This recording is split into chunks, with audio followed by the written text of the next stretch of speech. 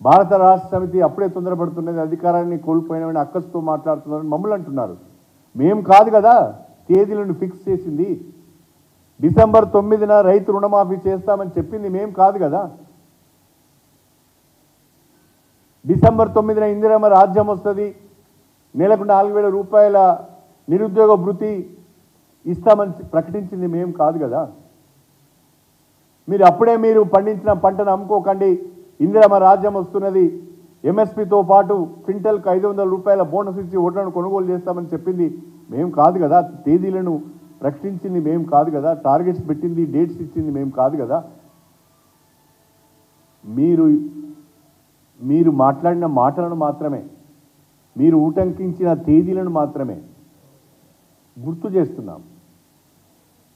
ప్రజలకు త్వరగా న్యాయం జరగాలని కోరుకుంటున్నాం, ప్రజలకు త్వరగా సంక్షేమ పథకాలు అందాలని కోరుకుంటున్నాం, ప్రజలకు అభివృద్ధి ఫలాలు అందాలని మాత్రమే భారత రాష్ట్ర సమితి కోరుకుంటున్నది. కాంగ్రెస్ పార్టీ మొదటి నుంచి కూడా ఎన్నుకున్న ప్రజలను మోసం చేయడమే దాని నైజం. కాంగ్రెస్ పార్టీ ఎన్నికలకు ముందు ఒక మాట, ఎన్నికల తర్వాత మరొక మాట మాట్లాడడం దాని నైజం, దాని విధానం. అదే ఈరోజు తెలంగాణలో జరుగుతున్నది, ప్రజలు గమనించాలని చెప్పి మేము కోరుతున్నాం.